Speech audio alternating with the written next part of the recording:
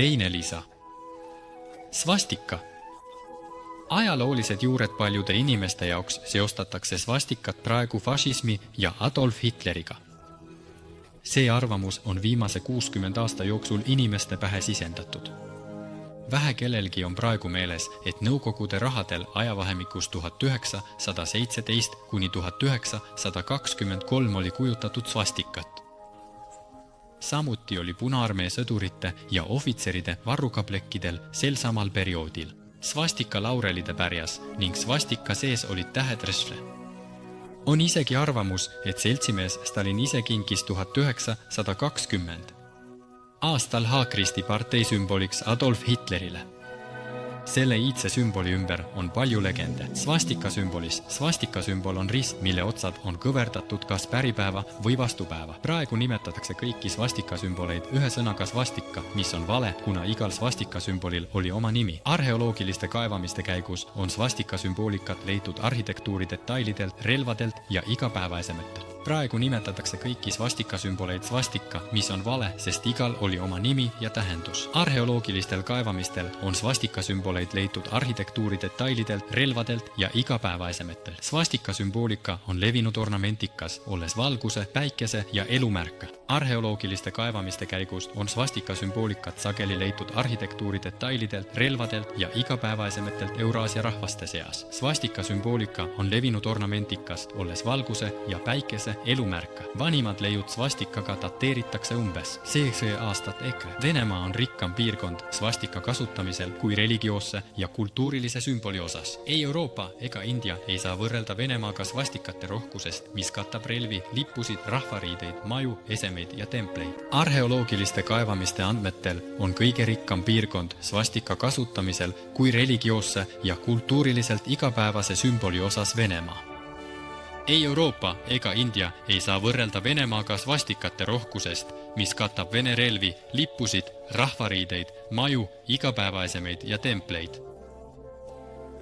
Iidsete kurganite ja asulate kaevamised räägivad enda eest.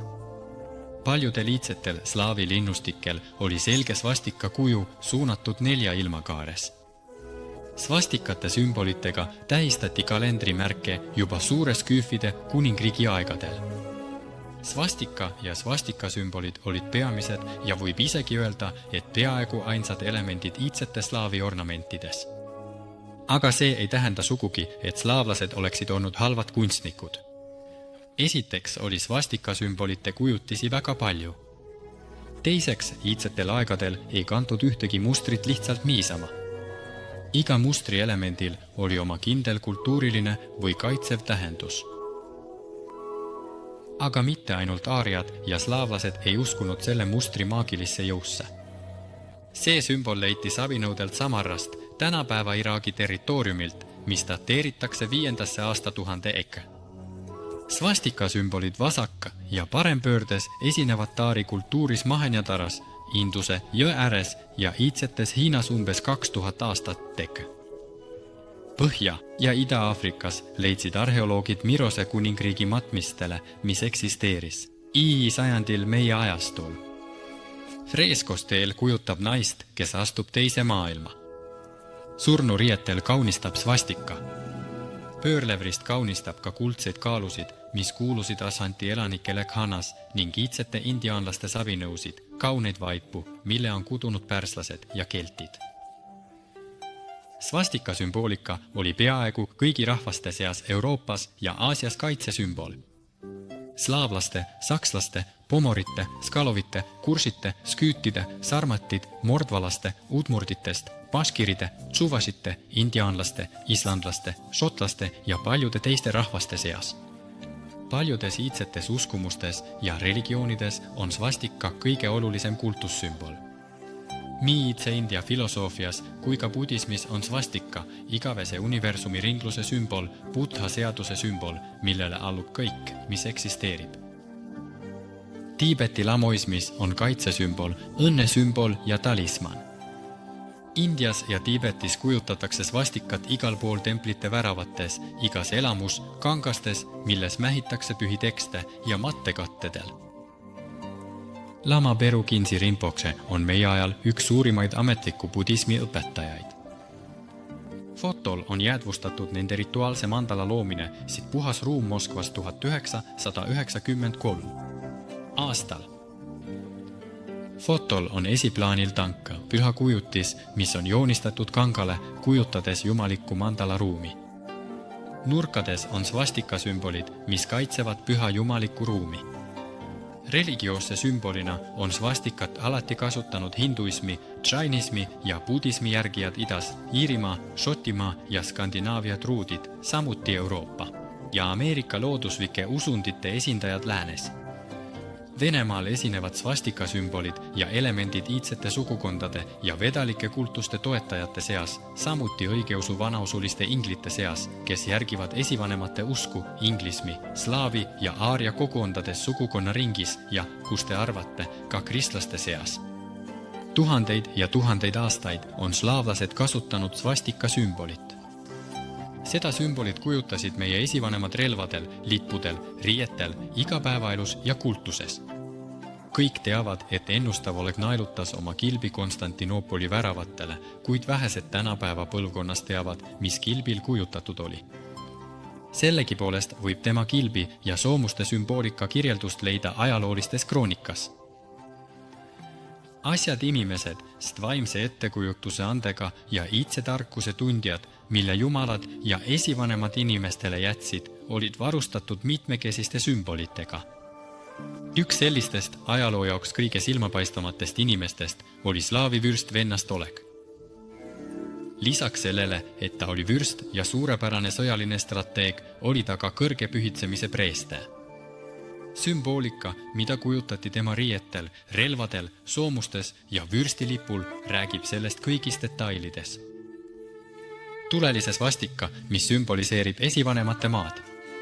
Inglia 9-nurgalise tähe keskmes, esivanemate usu sümbol, ümbritses suur ring, jumalate kaitsjate ring, mis kiirgas 8 vaimse valguse kiirt, 8 aste preesterlikku pühitsemist Svorogi ringi. Kogu see sümboolika rääkis tohutust vaimsest ja füüsilisest jõust, mis suunatakse kodumaa ja püha usu kaitsmiseks. Kui ennustav oleg naelutas oma kilbi sellise sümboolikaga Tsaarigradi väravatele, soovis ta kujundlikult ja selgelt näidata kavalatele ja kaheleegilistele Bütsantsi inimestele seda, mida hiljem. Selgitada teine slaavi vürst Aleksander Jaroslavitš Nevski saksa rüütlitele. Kes tuleb meie juurde mõõgaga, see mõõga läbi ka hukka saab.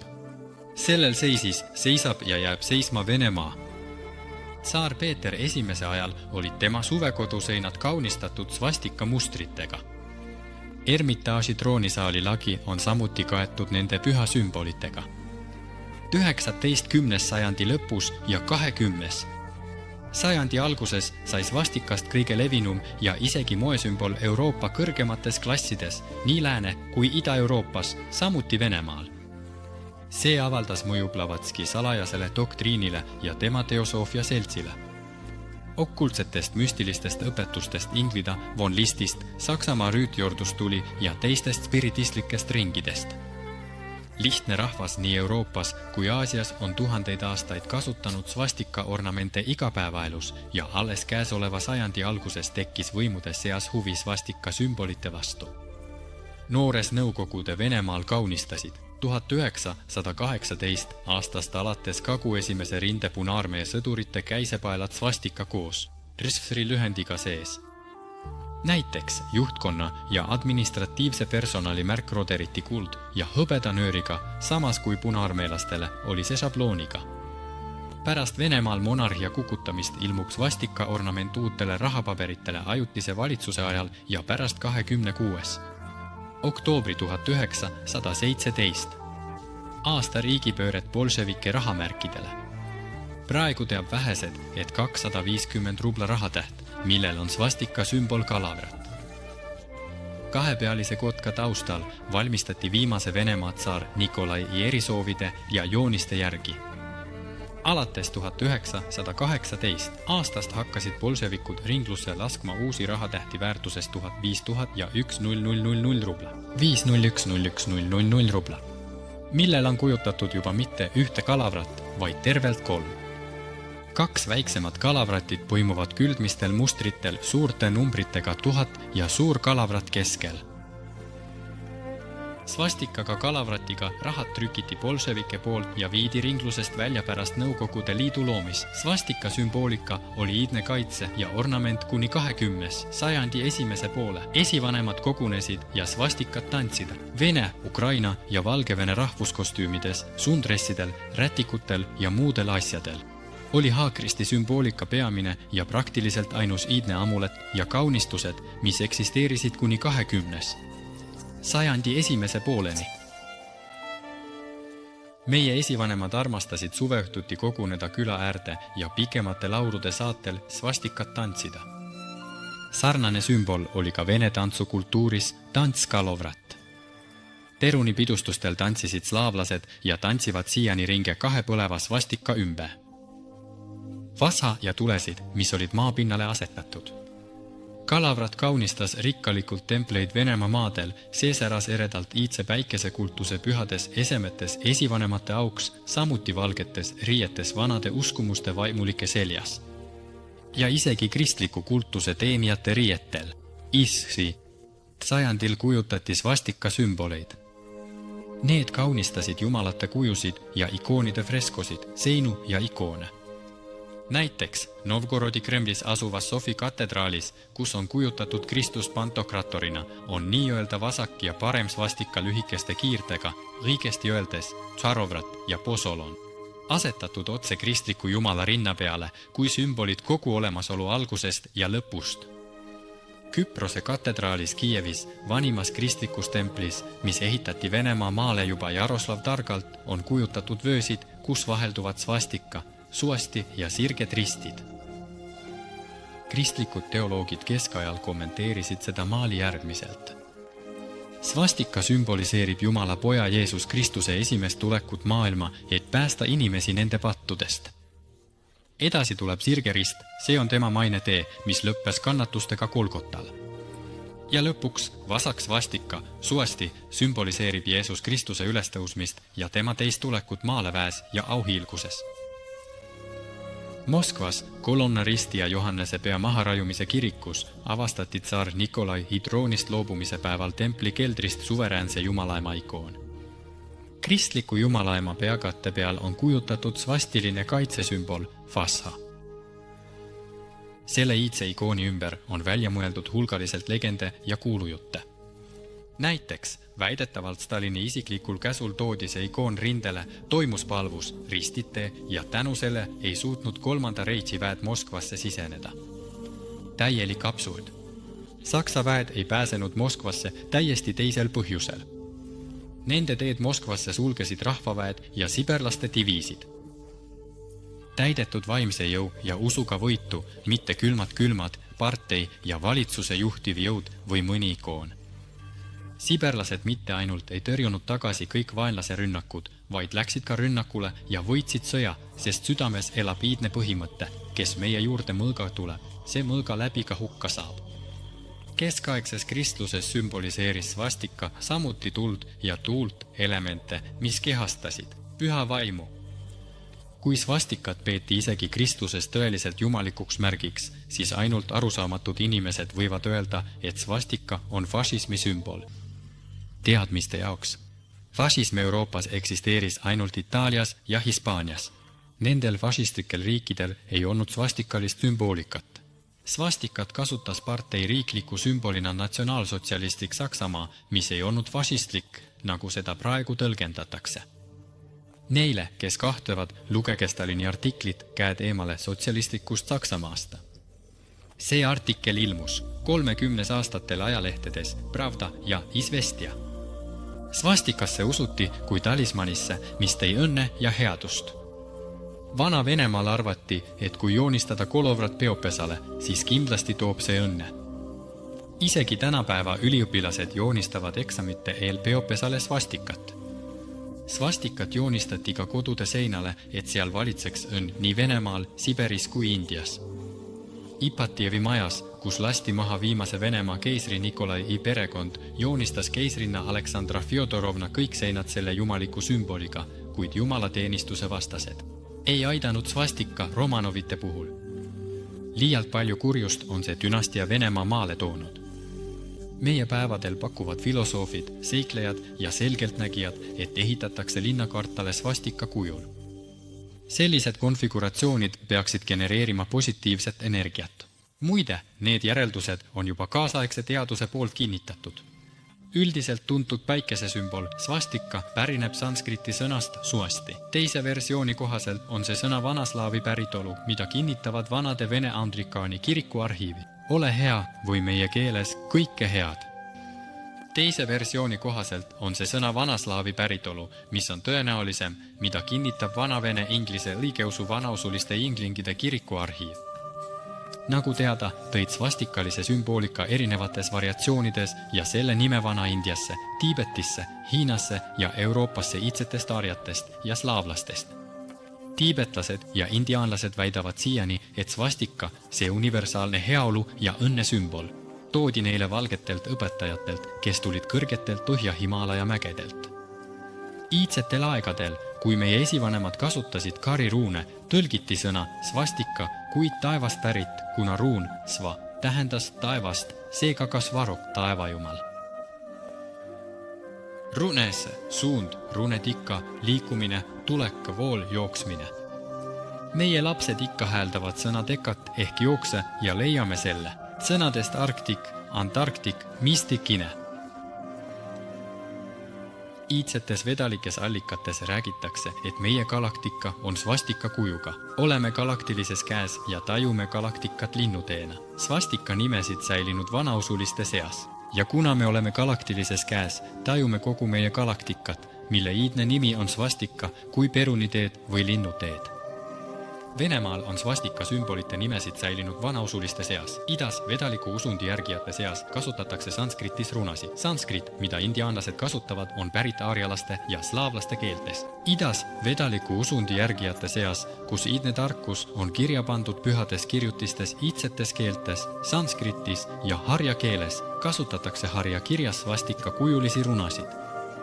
Sanskrit on kaasaegsete indiaanlaste kasutuses ja pärineb iidsetest keeltest. See loodi kui lihtsustatud versioon harja korunist. Seetõttu on mitmetähenduslikud tõlgendused sõna svastika päritolus. See loodi Kari krooni lihtsustatud versioonina iidsete okste, Midravidia elanike ja iidse India säilitamiseks. Ja seetõttu on nüüd võimalikud mitmetähenduslikud tõlgendused sõna svastika päritolust. Kuid lugedes selles artiklis esitatud materjale, veendub arukas inimene, kelle teadvust pole veel täielikult täitnud vale stereotüübid, et selle sõna iidne slaavi ja iidne aarialane, mis on tegelikult üks ja sama, päritolu on kahtlemat tõene. Kui enamikus keeltes nimetakse erinevaid päikeseristi kujutisi kõverate kiirtega ühe sõnaga svastika, siis vene keeles on erinevate svastika sümbolite jaoks olnud 144 nime. Svastika, kalavrat, posolon, sviatodar, svasti, svaur, svaur sünnitus, agni, fas, mara, inglia, päikeserist, salart, vidara, värviline lend, sõnajala õis, perunivärv, svasti, rassa. Saaks veel loetleda mõningaid päikeselisi svastika sümboleid. Svastika, kalavrat, posolon, sviatodar, svasti, svaur, svaur päikeserattas, agni, fas, mara, inglia, päikeserist, salart, vidara, värviline lend, sõnajala õis, perunivärv, svasti, rassa. Saaks veel loetleda, aga parem on vaadata edasi päikeselisi svastika sümboleid ja nende kujutisi. Slaavlastel vastavalt värvist, pikkusest ja suunast, kuhu päikeseristi kõverad otsad osutavad, nimetati see sümbol erinevalt, omades erinevaid tähendusi. Saaks veel loetleda, aga parem on vaadata edasi lühidalt mõningaid päikeselisi svastika sümboleid ja nende kujutisi. Slaavlastel, sõltuvalt värvist, pikkusest ja suunast, kuhu päikeseristi kõverad otsad osutavad, nimetati see sümbol erinevalt ja tal oli erinevad kujundlikud ja kaitsvad tähendused. Kolvraat, tõusva ja riila päikese sümbol, valguse igavese võidu sümbol pimeduse üle ja igavese elu sümbol surma üle. Kolvraadi värvil on samuti oluline tähendus. Tuli sümboliseerib taassündi, taevane uuendust, must muutust. Inglia sümboliseerib algset elujõulist jumalikku tuld, millest on sündinud kõik universumid ja meie päikesesüsteem ja riila. Kaitsesemete seas on inglia, algse jumaliku puhtuse sümbol, mis kaitseb maailma pimeduse jõudude eest. Sviatodar sümboliseerib iidset pühakutset põhja esivanemate, valgete rahvaste, kodumaad, tarjat, mida tuntakse nüüd kui hüperboreat, Arktik, Põhja paradiisimaad, mis asus Põhja-ookeanis ja hävis esimese üleujutuse tõttu. Svaor sümboliseerib lõputut, pidevat taevast liikumist, mida nimetatakse svagoks ja igavest elujõudude ringkäiku universumis. Arvatakse, et kui svaor on kujutatud kodustes esemetes, siis on kodus alati küllust ja õnne. Svaor päikeseratas sümboliseerib Jarila päikese pidevat liikumist taevakaarel. Inimese jaoks tähendas selle sümboli kasutamine puhtaid mõtteid ja tegusid, headust ja vaimse valgustuse valgust. Tured. Pühatule sümbol altaril ja kodutule kohal.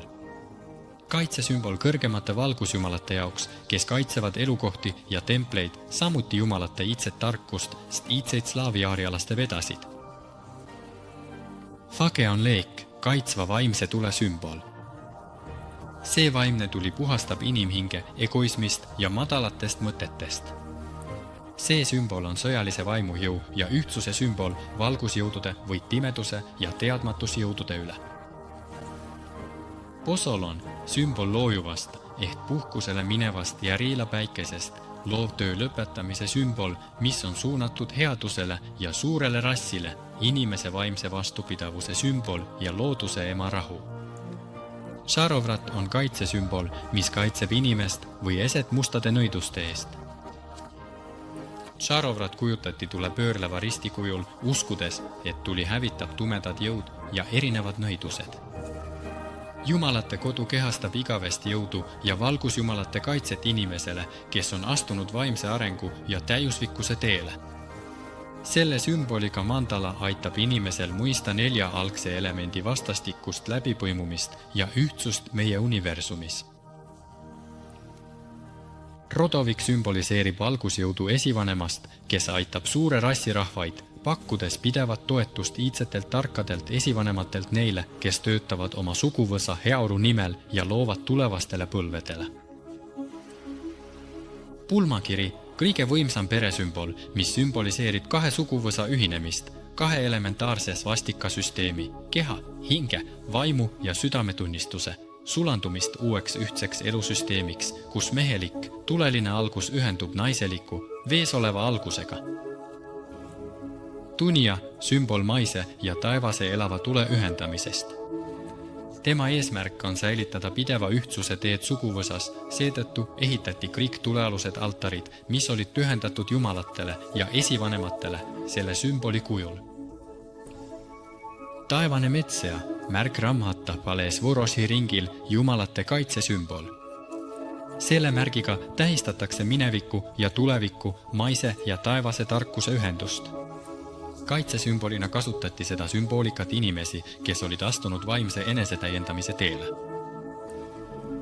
Äikesetorm, tuleline sümboolika, mille abil oli võimalik juhtida looduse elemente ja ilma.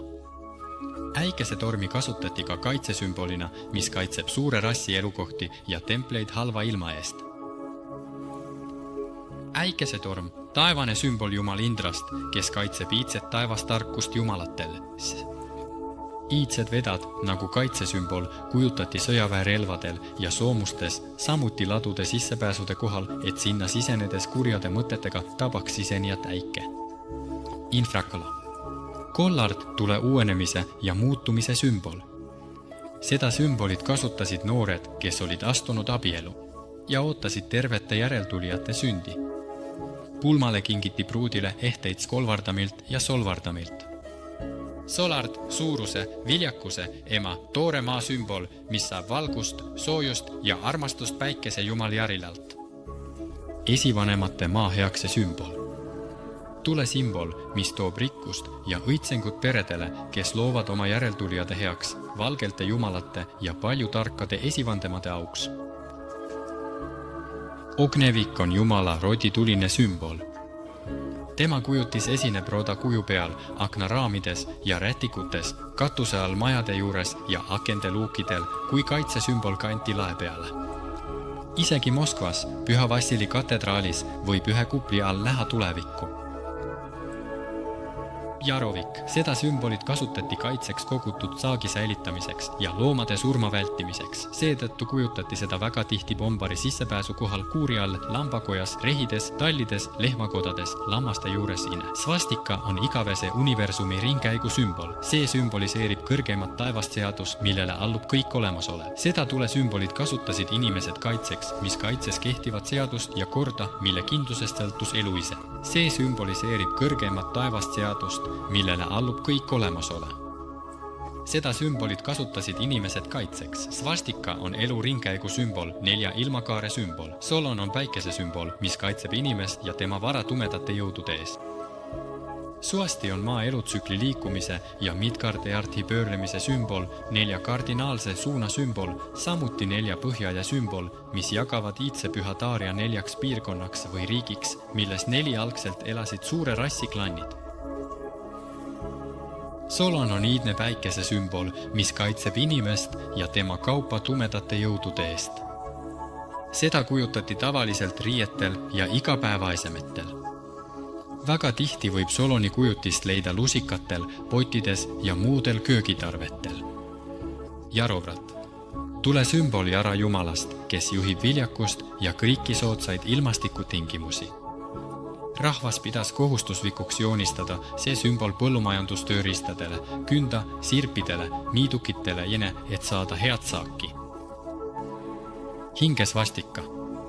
Kasutati kõrgemate tervendavate jõudude kontsentreerimiseks. Hingesvastikat tohtis riiete ornamenti lisada ainult preestrid, kes olid tõusnud kõrgele vaimse ja moraalse täiuslikkuse tasemele. Vaimne haakrist. Seda kasutasid kõige enam kudesnikud, nõiad ja ennustajad. See sümboliseeris harmooniat ja ühtsust, keha, hinge, vaimu ja südametunnistuse, samuti vaimset jõudu. Wolfid kasutasid vaimset jõudu looduse elementide juhtimiseks. Kaljanik, kalida jumala sümbol, kes toob maale uuendusi ja muutusi paremuse suunas. See on sümbol valguse võidust pimeduse üle ja valgepäeva võidust öö üle. Lisaks sellele kasutati kaljanikut ka meessoost amulettina, mis andis meestele jõudu loovtöös ja lahingus metsiku vaenlasega. Issanda jumalaema rist, armastuse, harmoonia ja õnne sümbol. Peres ja rahva seas kutsuti teda lädeneks. Kaitseamuleti kandsid peamiselt tüdrukud, et end halva pilgu eest kaitsta. Ja et lädenegi jõud oleks pidev, kirjutati see suurele kellale. Võita muru. See sümbol oli peamine amulet kaitseks erinevate haiguste eest. Rahvas uskus, et haigused saadetakse inimesele kurjade jõudude poolt ja 2-kordne tulemärk suudab põletada igasuguseid vaevusi ja haigusi, puhastades keha ja hinge. Sõnajala lill. Tule sümbol puhta vaimu kohta oma võimsaid tervendavaid jõude. Rahvas nimetab teda Peruni lilleks. Arvatakse, et see suudab avada maapinnas peidus olevaid aardeid ja täita soove. Tegelikult annab see inimesele võimaluse avada oma vaimsed jõud. Päikeserist, vaimse jõu sümbol erila päikesest ja suguvõsa õitsengust. Kanti kui kehakaitse amuleti. Tavaliselt andis päikeserist kõige suurema jõu metsades ritsidele, kriidnidele ja kmeedidele, kes kujutasid seda oma riietel, relvadel ja kultuslike esemetel. Taevane rist, taevase vaimse jõu ja suguvõsa ühtsuse sümbol, mida kanti kehakaitse amulettina, kaitstes seda kandjat ning andes talle kõigi oma esivanemate abi ja taevase suguvõsa toetust. Svetovid, igavese vastastikuse seose sümbol maapinna vetes ja taevases tuleks. Sellest seosest sünnivad uued puhtad hinged, kes valmistuvad kehastuma maale nähtavas maailmas. Rasedad naised tikivad seda amuleti kleitidele ja sarafaanidele, et sünniksid terved lapsed. Valguse sümbol, see sümbol kehastab 2 suure tulevooru ühendamist, maise ja jumaliku. See ühendus loob universaalse muutumise keerise, mis aitab inimesel avada mitmemõõtmelisuse olemust. Olek läbi teadmiste valguse iidsetest alustest. Valküür on iidne kaitseamulet, mis kaitseb tarkust, õiglust, üllasust ja au. See märk on eriti austatud sõdurite seas, kes kaitsevad oma kodumaad, oma iidset suguvõsa ja usku, Kaitsesümbolina kasutasid preestrid seda okste säilitamiseks. Svarga on taevatee sümbol, samuti vaimse tõusu sümbol läbi paljude harmooniliste vaimsete täiuslikkuse maailmade, läbi mitmemõõtmeliste maade ja reaalsuste, mis asuvad kuldsel teel hinge rändamise lõpunktis, mida nimetatakse õiguse maaks. Svaroshyts on taevajõu sümbol jumal Svarok, kes kaitseb algsel kujul kogu elu mitmekesisust universumis. See sümbol kaitseb erinevaid olemasolevaid mõistlikke eluvorme vaimse ja hingelise allakäigu eest, samuti täieliku hävimise eest kui mõistlikust liigist. Svaroshyts on taevajõu sümbol jumal Svarok, kes kaitseb algsel kujul kogu elu mitmekesisust universumis. Sümbol, mis kaitseb erinevaid olemasolevaid intelligentseid eluvorme vaimse ja hingelise allakäigu eest, aga täieliku hävimise eest intelligentse liigina. Universaalse jõu sümbol, suguvõsa esivanem, kes säilitab universumis teadmiste järjepidevuse seaduse, edastades tarkust vanematelt noorematele, vanadelt noortele, esivanematelt järeltulijatele. Kaitseamulet, mis hoiab suguvõsa mälu kindlalt põlvest põlve. Rassik on suure rassi ühtsuse sümbol, mis on kirjutatud mitmemõõtmelisse inglimärki, omades mitte ühte, vaid 4 värvi vastavalt rassi suguvõsade värvidele. Hõbedane taarirahvaste seas, roheline haaride seas, taevasinine svetoruside seas ja tulepunane rassenite seas. Strebosik on jumala sümbol, kes valitseb tuuli ja torme Strebogi. See sümbol kaitses kodusid ja põlde. Veskiomanikud ehitasid tuuleveskeid. Vidaman on preestri kaitseamulet, kes hoiab iidset tarkust suure rassi suguvõsades. Müldrid ehitasid tuuleveskeid, mis meenutasid Streboga märki, et veskid ei seisaks. Vidaman on preester kaitseamulet, kes hoiab suure rassi suguvõsade iidset tarkust, sest selles tarkuses säilivad kogukondade traditsioonid, suhete kultuur, mälestus esivanematest ja jumalatest, suguvõsade kaitsjatest. Vidara on iidse usu preestri kaitseamulet, kes hoiab jumalate säravat iidset tarkust. See sümbol aitab mõista ja kasutada iidseid teadmisi suguvõsade ja esivanemate iidse usundi heaolu nimel. Sviatok on vaimse taassünni ja suure rassi valgustumise sümbol. See sümbol ühendas endas tuleringi taassünni, mis liigub mitmemõõtmelises inimelu, ühendades jumalikku kuldset valgustuse risti ja taevast vaimsuse risti. Rassi sümbol, taevase ühtse liidu sümbol 4 suurest rahvast, aari ja slaavide. Aari rahvad ühendasid omavahel suguvõsad ja hõimud, taari ja haarid, samas kui slaavi rahvad, svetorusid ja rassenid. See 4 rahva ühtsus tähistati ingli sümboliga päikeselises värvitoonis taevas sinine värv.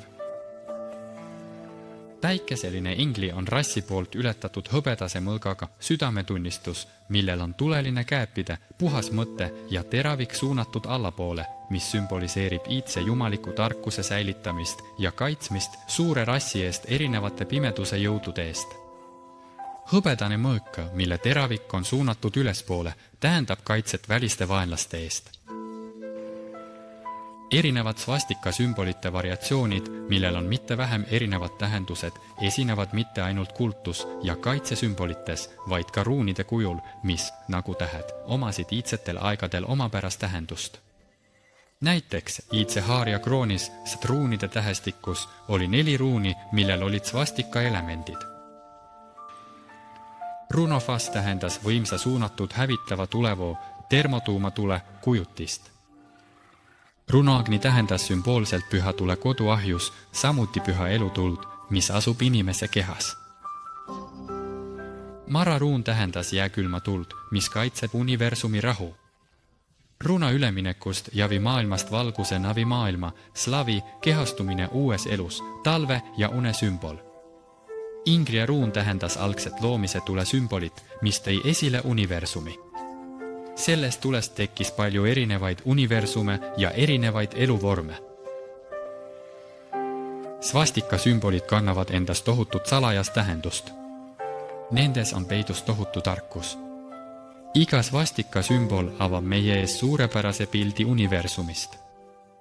Iidne slaaviaari tarkus ütleb, et meie galaktika on svastika kujuga ja seda nimetatakse svati ning jaripäikese süsteem, kus meie Mingorstsemlja teed käib, asub selle taevase svastika ühes käes. Iidse tarkuse tundmine ei talu stereotüüpilist lähenemist. Iidsete sümbolite, ruunikirjade ja iidsete pärimuste uurimisele tuleb läheneda avatud südame ja puhta hingega. Ei isekuse pärast, vaid teadmiste nimel. Svastika sümboleid Venemaal poliitilistel eesmärkidel kasutasid mitte ainult bolševikud ja mensjevikud. Kauem kui nemad hakkasid svastikat kasutama musta sadu esindajad, nüüd kasutatakse svastikalist sümboolikat Venemaa rahvusliku ühtsuse nimel. Teadlik inimene ei ütle kunagi, et svastika on saksa või fašistlik sümbol.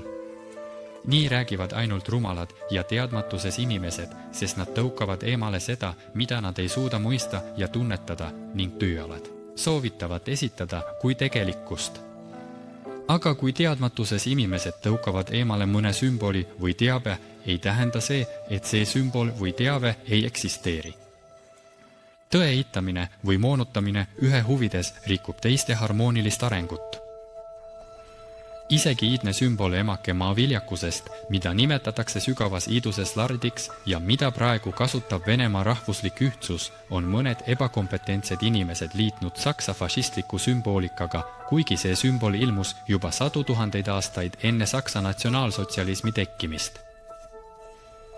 Sellega ei arvestata isegi seda, et solvard on Venemaa rahvusliku ühtsuse juures ühendatud 8-nurgaga lada jumalanna tähest, kus on kokku liidetud jumalikud jõud, kuldne väli, algse tule jõud, punane. Taevased jõud, sinine ja looduse jõud, roheline. Ainus erinevus looduse ema algse sümboli ja selle märgi vahel, mida kasutab Venemaa rahvuslik ühtsus, on looduse ema algse sümboli mitmevärvilisus ja kahevärvilisus Venemaa rahvusliku ühtsuse esindajatel. Lihtsatel inimestel olid oma nimed svastika sümbolitele. Hrisantse maakonna külades nimetati seda kovoljaks, tuulekehastuseks, napetšöriks, jäneseks. Siim tajuti graafilist sümbolit kui päikesevalguse tükikest, kiirt päikesejänest. Kohati nimetati päikeseristi hobuseks, hobusejalaks, hobusepeaks. Sest ammu peeti hobust päikese ja tuule sümboliks. Nimetati olid svastikad solarikad ja tulekandjad taas kord jari päikese auks. Rahvas tundis väga hästi sümboli, päikese, tulelist ja leegitsevat olemust ning selle vaimset sisu, tuult. Vanaimeline hamalimeister Stepan Pavlovi Veselov Mogušino külast Nižni Novgorodi oblastis, järgides traditsioone, joonistas puidust taldrikutele ja kaussidele svastika, nimetades seda rüsikuks, päikeseks ja selgitas, et see on tuul, mis rohus kõigub ja liigub. Nendel fragmentidel võib näha svastika sümboleid isegi sellistel igapäevastel esemetel, mida venelased kasutavad nagu vöö ja lõikelaud. Külas kannavad naised endiselt vanade pühade ajal kauneid sarafane ja särke, mehed aga kosovorotke, mis on kaunistatud erineva kujuga svastika sümbolitega. Küpsetatakse uhkeid karavaisid ja magusad küpsetist, kaunistatud pead kalavratiga, posolonjaga, svaariga ja teiste svastikaliste mustritega. Nagu juba varem mainitud, enne 20. sajandi teise poole saabumist olid peamised ja peaaegu ainsad mustrid ja sümbolid, mis esinesid slaavitikandites, svastikalised ornamentid. Kuid aari ja slaavlaste vaenlased hakkasid sajandi teisel poolel otsustavalt juurima seda päikese sümbolit, just nagu nad olid varem juurinud iidset rahva slaavi ja aari kultuuri. Iidset usku ja rahvapäraseid traditsioone, tõelist, mitte valitsuste poolt moonutatud ajalugu ja ka ise palju kannatanud slaavi rahvas, kes on iidse slaavi aari kultuuri kandja. Ja praegu püüavad paljud ametnikud valitsuses ja kohalikul tasandil keelata igasuguseid pöörlevaid päikeseriste, need on enamasti samad inimesed või nende järeltulijad, kuid kasutades juba teisi ettekäändeid. Kui varem tehti seda klassivõitluse ja antisovetlike vandenõude ettekäändel, siis nüüd on need kõik slaavi ja aari vastu, nimetades seda fašistlikuks sümboolikaks ja vene šovinismiks. Neile, kellele iidne kultuur ei ole ükskõikne, tuuakse välja mõned tüüpilised mustrid slaavitikandis. Kõikidel suurendatud fragmentidel saate ise näha svastika sümboleid ja mustreid. Svastika sümbolite kasutamine ornamentides slaavi maades on lihtsalt arvutamatult suur.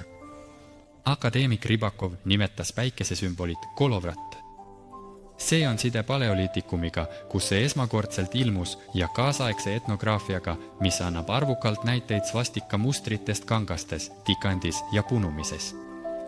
Kuid pärast teist maailmasõda, kus Venemaa ja kõik slaavi ning aarirahvad kannatasid tohutute kaotuste all, hakkasid aari ja slaavi kultuurivaenlased seadma fašismi ja svastika vahele võrdusmärki. Samal ajal unustati täiesti, et fašism kui poliitiline ja riiklik süsteem Euroopas eksisteeris vaid Itaalias ja Hispaanias, kus svastika sümbolit ei kasutatud. Svastika kui partei ja riigisümbol võeti kasutusele ainult natsionaalsotsialistlikus Saksamaal, mida tol ajal nimetati kolmandaks reisiks. Slaavlased kasutasid seda päikesesümbolit kogu oma eksistentsi vältel, uusimate teaduslike andmete kohaselt vähemalt 15 000 aastat, samas kui kolmanda Reikli president Adolf Hitler elas vaid umbes 25 aastat. Vale ja oletuste voog svastika kohta on ületanud absurdi piiri.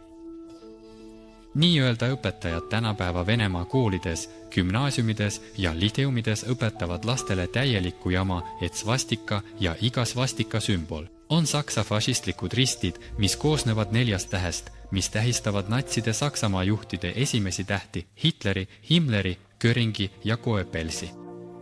Mõnikord asendatakse see Hessiga.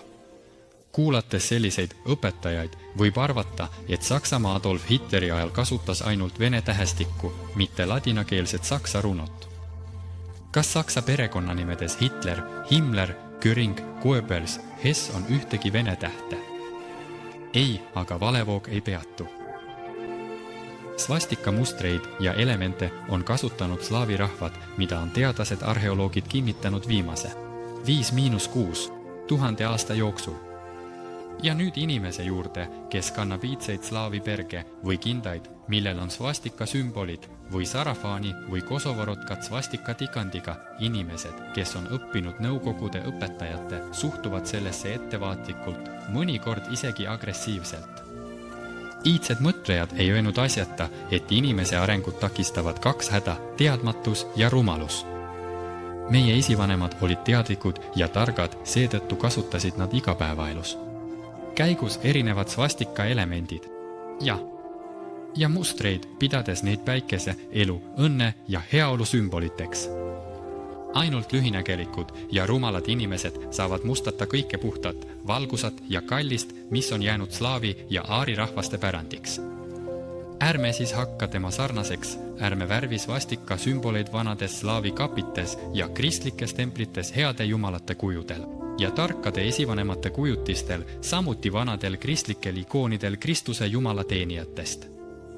Ärge hävitage siis, kui tulevad rumalad ja slaavi vihkajad, nii-öelda nõukogude treppe ja Ermitaaži lae või Moskva Püha Vassili katedraali kupleid, ainult sellepärast, et nende peal on juba 100 aastaid erinevaid svastika variante joonistatud.